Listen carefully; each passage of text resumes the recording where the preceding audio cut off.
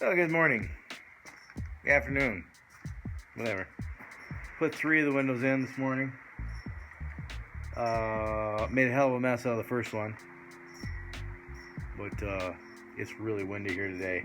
So I'm gonna set the tripod and not do any commentary for the next windows. I'm gonna do the other side now.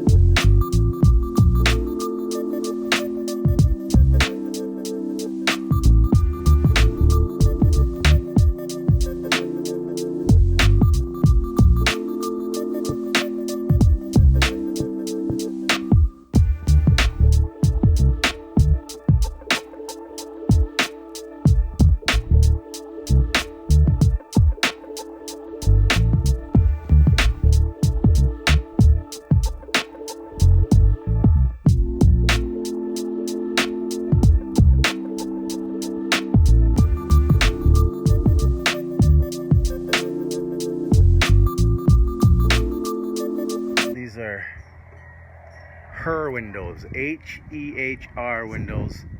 I had a commenter ask me if they were single or double pane. Thought they were single pane, but they're double pane.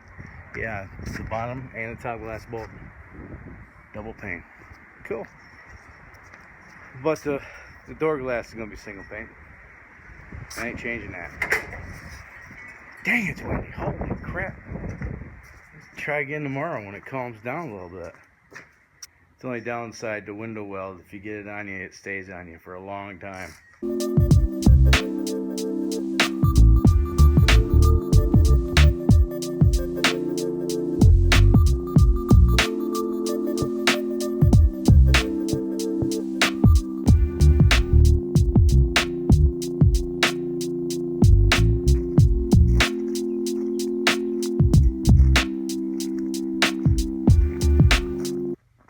So that's what that's gonna look like.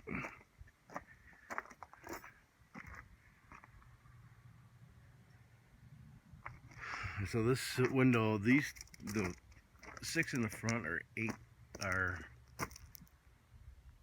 24 by 35, and that one's 24 by 29, I think.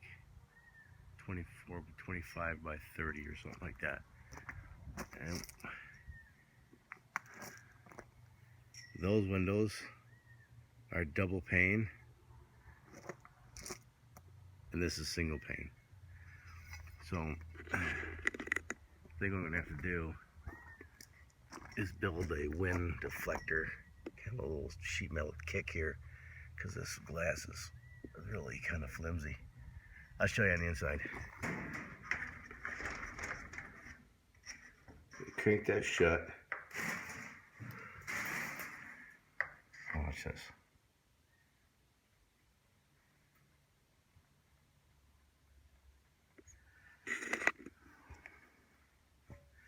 I don't know how well that's gonna hold up going down the road, especially if there's a stiff headwind. So I'm gonna put a deflector on the leading edge to deflect the wind off that glass.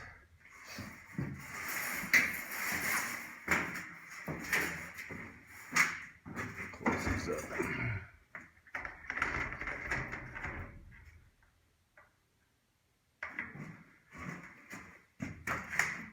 Crank them down.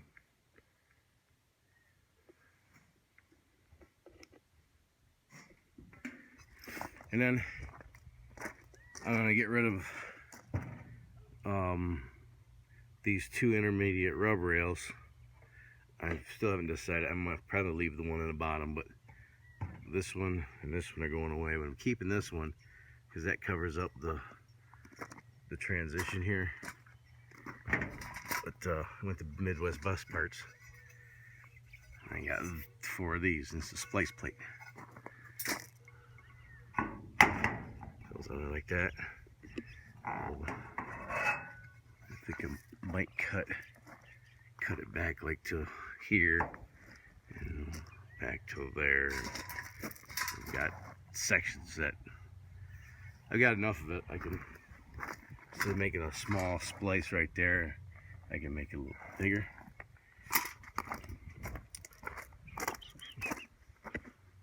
I repaired that panel. I got the back mocked up. There's got a couple screws and these clickers holding this together, but that's what the back's gonna look like.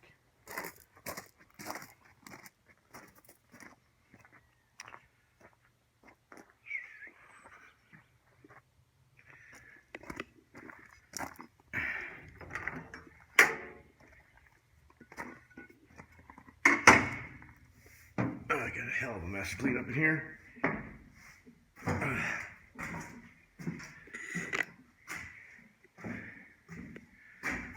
Make little pieces like that for in here, so I can finish screwing this all off.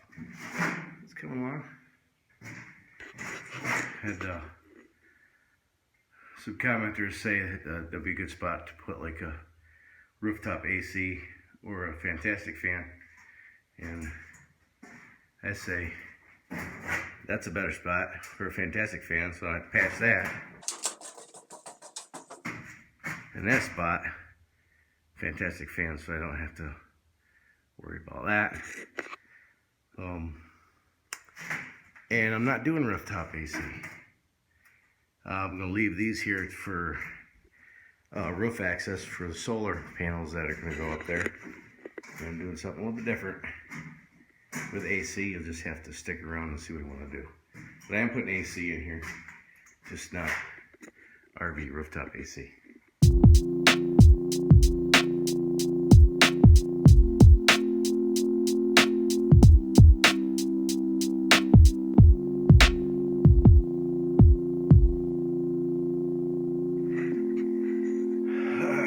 So I think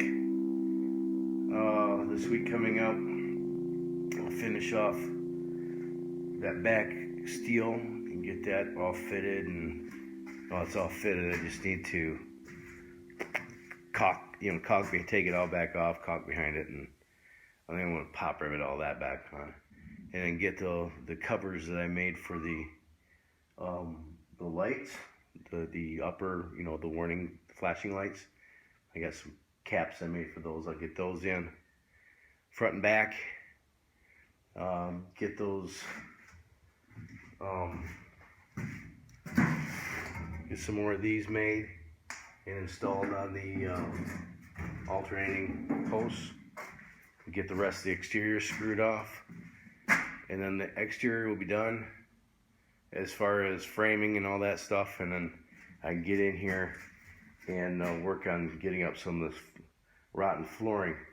And in doing some of my research, I can't get this material from a supplier like Midwest Bus Parts, but I can get, I have to check it out. I have to go next time I go to Vegas, I have to check it out.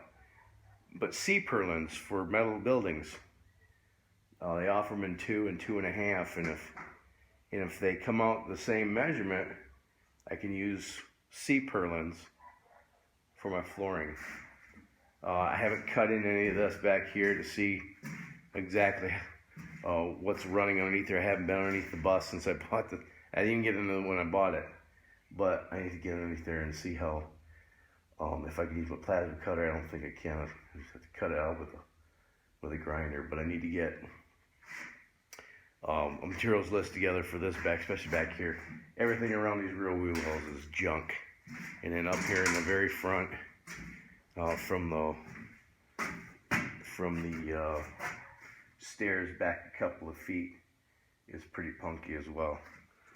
And looks like somebody had cut a hole in the floor here to access the sending unit.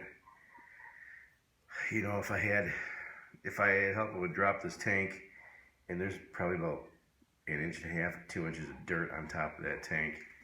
And I'd like to get that off of there, because that's just dead weight, and it's just a leak waiting to happen. But I probably won't do it anyway. My wife was asking me, well, what were we talking about? We were talking about, I don't know. We're talking about something in here if I was going to get rid of all this rust, like this stuff down here.